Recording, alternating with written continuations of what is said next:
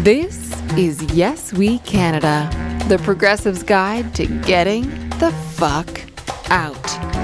This episode, Just Ice Slushy.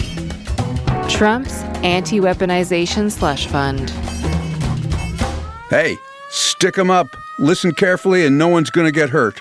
I'm Matt Zimbel, and this podcast comes to you from Montreal. And you may not know this, but Montreal is the former bank robbery capital of North America. Between the 1950s and the 1970s, we averaged 2 a day, 3 on Fridays when the tellers' tills were plump with payday cash. Even though LA and New York had more banks and a lot more guns, Montreal kicked their asses in bank robberies per capita. In 1987 alone, we hosted 507 bank robberies, while LA had a paltry 384. You wimps. And like everything in Montreal, we did it with style. Monica Proetti was in her 20s and quite pretty and very tough. They called her Machine Gun Molly. She had a gold-plated machine gun and was a single mother with 2 kids. Now, this was before $12 a day daycare was available in Quebec, so she'd bring the kids to work. Her job? A bank job. And the presence of the kids not only saved her daycare money, it also saved her life a few times when the cops refused to shoot for fear of hurting the little ones. Her return on investment was excellent. She supposedly netted more than $100,000 Canadian. Pi, you want to run that through your research plugins for us? Yep, at 3% inflation year over year, plus the exchange rate, that'd be a cool million USD today.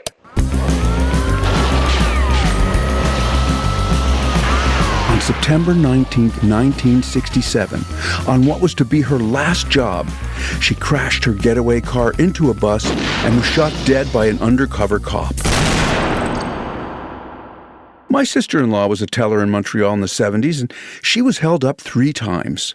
Actually, she kind of liked it, because they got a $100 bonus for every robbery, which is about $500 a day. Thank you, Pi. Well, actually, her bank, the Royal Bank, only paid the hold-up bonus to the teller who had the gun stuck in her face. None of the other tellers got compensation. As far as the bank was concerned, it was just another ordinary day at work.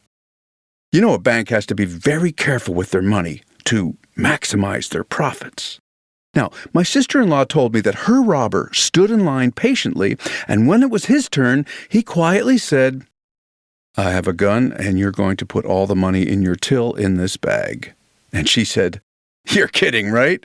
And he said, "No, I'm not."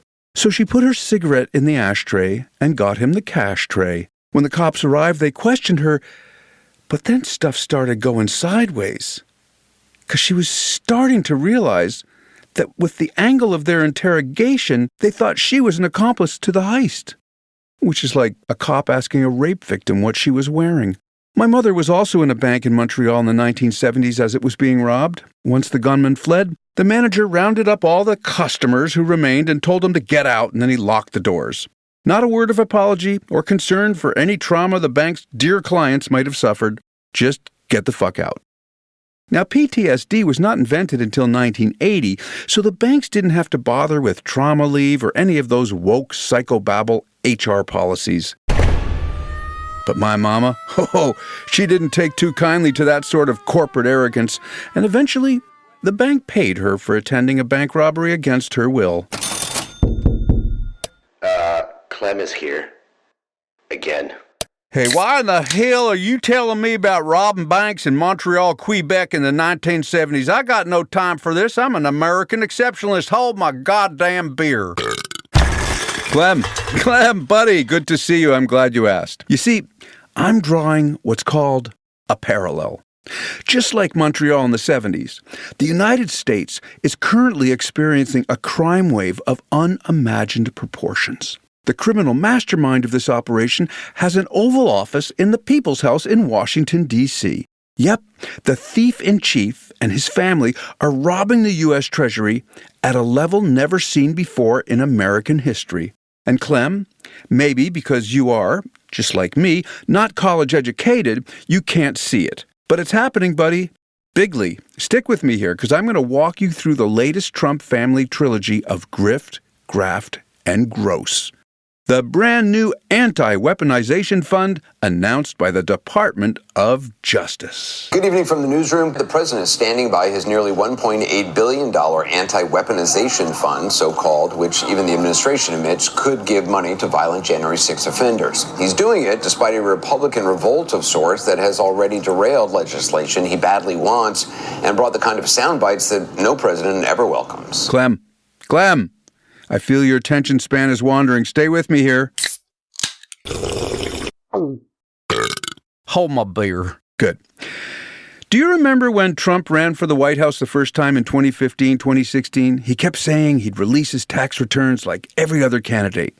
But because his returns were currently in an IRS audit, he claimed they could not be released.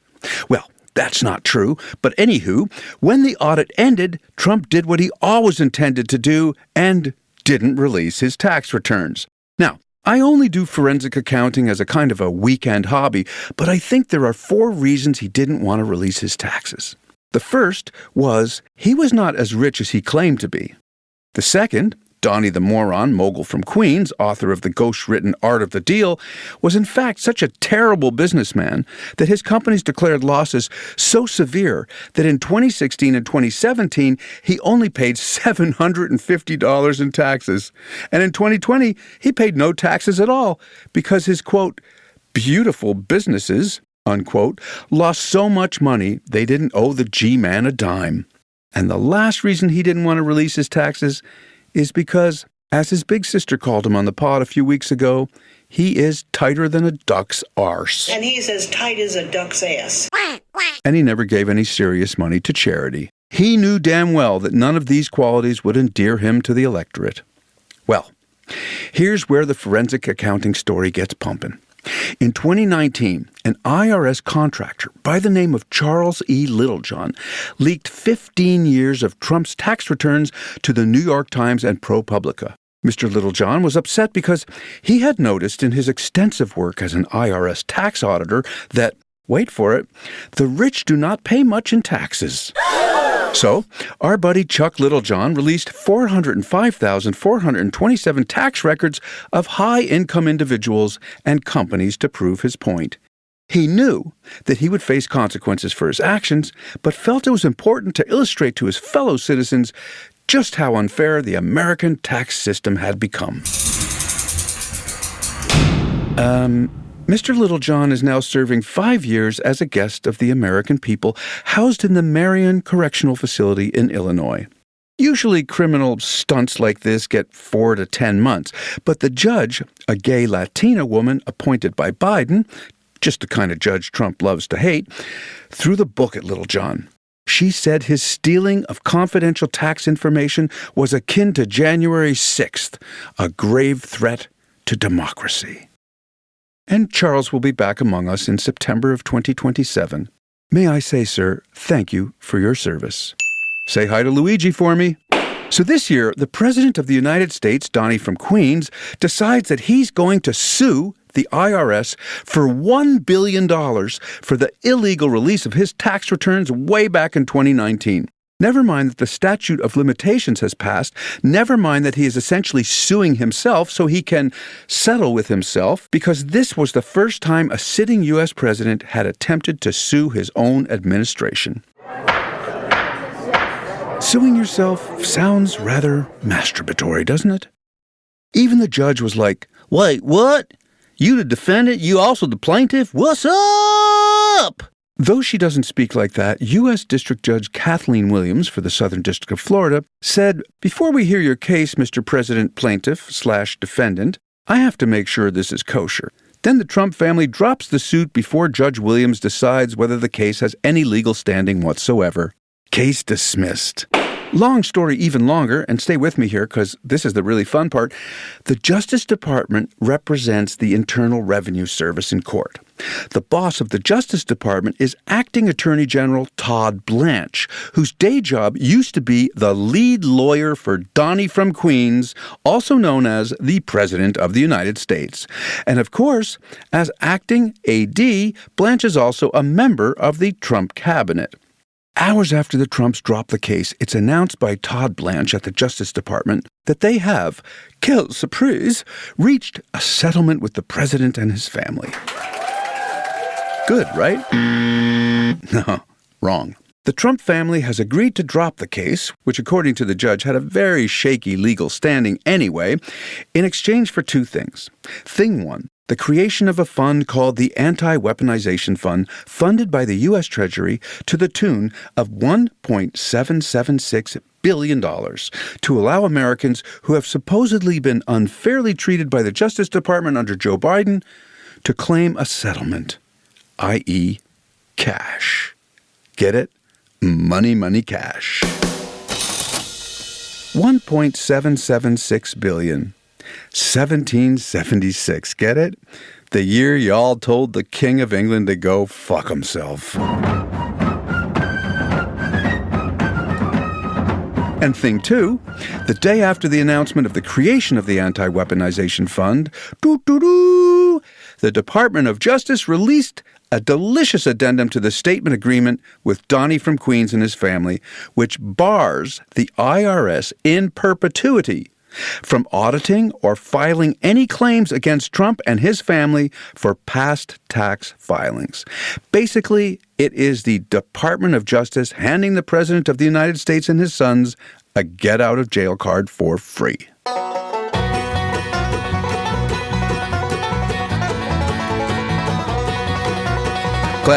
Clem, you still with me, buddy? It's going to get even better. Yep, this is so damn boring. You all got any snacks, like maybe some pork rinds? Yeah, I'll get right on that. Well, class, what do we know about the Trump family and their history of filing their taxes? Well, for starters, their CFO, Alan Weiselberg, served not one, but 2 jail sentences at Rikers Island in New York after pleading guilty for tax fraud and perjury, which is the upper-class way of saying lying. And New York State found the Trump family business guilty of fiscal fraud, and Trump is banned from serving as an officer or director of any New York corporation for 3 years, and his sons are barred from serving as corporate officers for 2 years. Now, with this so-called settlement, the IRS is forbidden to charge the Honorable Trump family with any crime for their past filings of taxes. Oh, my God. Move along, people. There's nothing to see here. Move along. Keep moving. Do you remember when the Republican Party used to be called the Law and Order Party? Well, they have utterly unburdened themselves with the rules of law. Let's just have a big old glance at just who might be able to get some retribution money from the Anti Weaponization Fund. Multiple capital entry!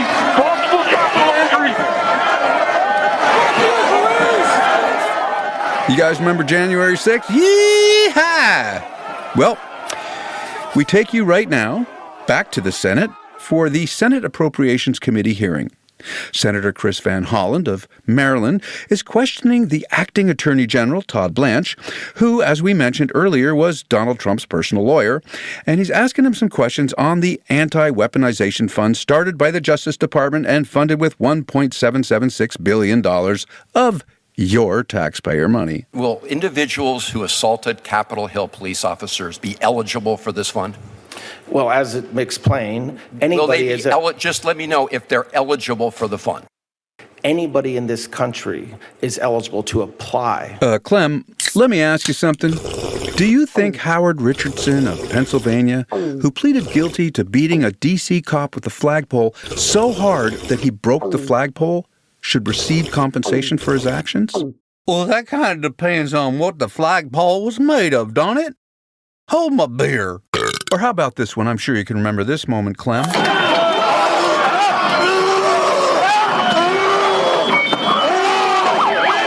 Yep, that's Patrick McCoffey III of Somerset, Connecticut, doing his patriotic best to try and crush D.C. Metro cop Daniel Hodges in a doorway of the Capitol. Now, do you really think that Mr. McCoffey III deserves to be paid for door jamming a cop and almost killing him? Clem, do you really want your hard-earned tax dollars to go to your bud Julian Cater of New Jersey, who attacked a Capitol police officer named Brian Sicknick with pepper spray? The next day, Officer Sicknick had a stroke and died. You know, Sicknick was a veteran, and get this, he also voted for your boy Trump. Son bitch. Hold my beer, Antifa-fa-fa, Antifa-fa-fa. Well, let's just see what our vice president has to say about some of the upstanding American citizens who might be eligible to get some of the compensation for the terrible and unlawful treatment the U.S. justice system under Joe Biden subjected them to. The people that would get the money are people, some of whom have been prosecuted completely disproportionate to any crime they've ever committed. Like, let's just take a couple of examples. Tina Peters is this woman who is about to get out of prison, thanks in large part to the president's good work in Colorado. This is a woman who, at worst, if you believe everything that the prosecutors said about her, committed misdemeanor trespassing, and somebody threw the book at her, this innocent grandmother was going to spend 10 years in prison, completely disproportionate to any misdemeanor trespassing that I've ever seen. Oh, JD, you're killing me here. Innocent grandmother is Tina Peters, who committed a misdemeanor? No, she didn't, JD. She was found guilty by a jury of American citizens of felonies, lots of them. Influencing a public servant, conspiracy to impersonate, official misconduct, violation of duty, failing to follow Colorado's Secretary of State regulations. Grandma was convicted on 7 of 10 counts of election interference. How American is that? JD, you are an Ivy League-educated hillbilly. You should know better. Your so-called innocent grandma was serving 9 years because she was the clerk of Mesa, Colorado, and in a Trump-induced haze of patriotism, she tampered with voting machines. JD, buddy, you are entitled to your own opinion, but you, my man, are not entitled to your own facts. An innocent grandma. This is the line of BS coming to you directly from the folks who brought you this. They're eating the dogs. Whoa, whoa, whoa, whoa. They're eating the cats. Meow, meow, meow, meow. They're eating the pets of the people that live there. They're eating the dogs. Whoa, whoa, whoa, whoa. They're eating the cats. Meow, meow, meow, meow. They're eating the pets of the people that live there. Now, because Grandma Tina Peters was a leader in the election denial movement, of course Modis tried to pardon her. But he couldn't. Why? Because she was being held on state, not federal charges, because elections are state-run, and presidents of the United States have no jurisdiction over state charges. So, Modis did what he always does. He slipped into his alter ego, Donnie from Queens, and insisted that the governor of Colorado pardon Tina Peters. The governor, a Democrat and the only elected out-gay governor in America, said, no thank you, noting that Tina was rightfully convicted by a jury of Colorado citizens. Then, Donnie from Queens rejected disaster relief payments for Colorado counties that had been devastated by floods and wildfires. Then, Donnie from Queens relocated the U.S. Space Command from Colorado to Alabama. Then, Donnie from you know the rest cut federal funding for the National Center for Atmospheric Research in Boulder, Colorado, which is the lab that is responsible for many of the biggest scientific advances in humanity's understanding of weather and climate since its founding in 1960. Then Donnie from Queens cut a $109 million federal grant for green transportation that was already approved for Colorado. Then, the governor of Colorado, Jared Polis, decided to pardon our vote-tampering grandma, Tina Peters, lest Donnie from Queens continued to harm his state. I'm Donnie from Queens! I'm making pardons! Who wants pardons? Let's have a glance at some of the other savory American citizens who will now have access to millions of your hard-earned tax dollars in, quote, lawfare compensation, end quote. Here's what we're going to do. We're going to start slow because the court reporter's trying to take down what you're saying, okay? Don't sit and scold me already, mister. Yeah, the question is, do people know you as the My Pillow guy, blah, blah, blah. I just gave my answer. No, they know me over here as this guy that's trying to save our country, but because of lawfare, my company has been hurt so bad because of people like this. And I'm not asking about the lumpy pillow calls. No, they're not lumpy pillows. That's not what they call on. Okay? When you say lumpy pillows, now you're in. You got that? You're in. is what you are. No, he's an ambulance chasing. That's what you are. Lumpy pillows, kiss my. Who can forget the My Pillow guy? Or our personal favorite, disgraced congressman and master imposter, little Georgie Santos. Although, I'd imagine he's been compensated enough from selling his lightly used underwear on OnlyFans. Okay, fact check. Santos did have an OnlyFans page for a while, but he didn't use it to sell his knickers. His OnlyFans page was focused on his core business, which is lying. Thank you, Pi. These are the truths the American people need to hear. And just to dial up the rage a notch, when Modus commuted Georgie Santos from his 7-year sentence for fraud, identity theft, etc., after Georgie served only a few months, Santos was no longer obligated to pay damages to the victims he defrauded. Trump said Georgie was treated terribly unfairly, and now, when he gets a payment from the Anti Weaponization Fund, well, that could be confirmation that in the United States of America in 2026, crime pays. The 1776 Anti Weaponization Fund will be managed by a commission of 5 people appointed by the acting attorney general and serving at the pleasure of the president, which means Modus can fire them at any time. The panel will be releasing the names of the people awarded compensation, but other details might not see the light of day. For example, the amount of the award or the reason for the award for privacy reasons. Yeah, that's it.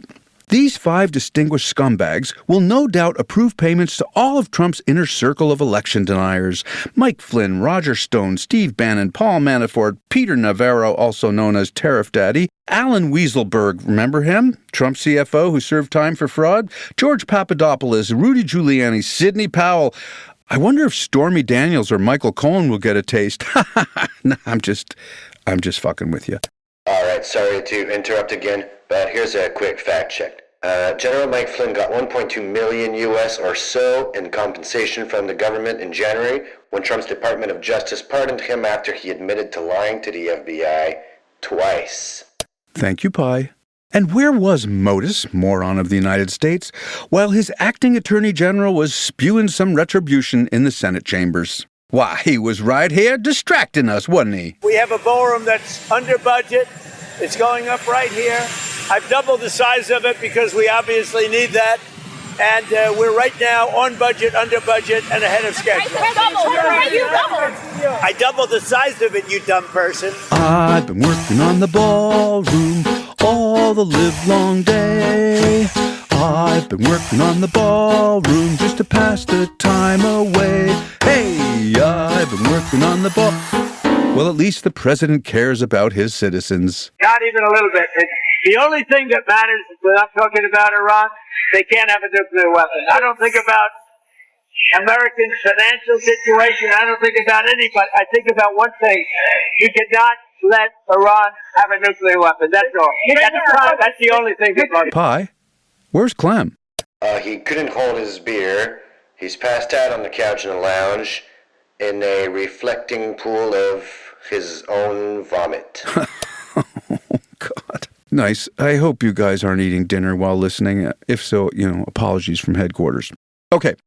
As you can see, the situation in Washington is dire. The cheating, the lying, the lack of any progress on issues that matter to American voters.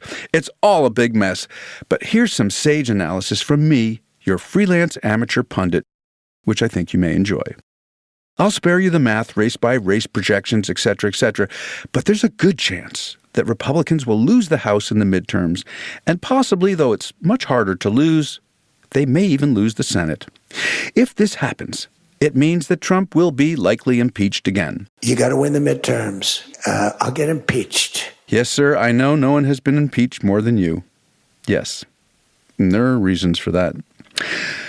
Well, I got to tell you, I'm bored. Clem fell asleep, so we're going to wrap this episode up. But before I do, can we have a very brief chat about affordability? Because I think it's worth mentioning here as we head into the midterm elections. Man, you guys really should have voted for the black lady. And not just because she went to high school in Montreal during bank robbery season. And let us always remember, when we fight, we win. God bless you. God bless the United States of America. Good night, everyone. Exceptionalists, the GOP party sold you a bottle of snake oil in the last election.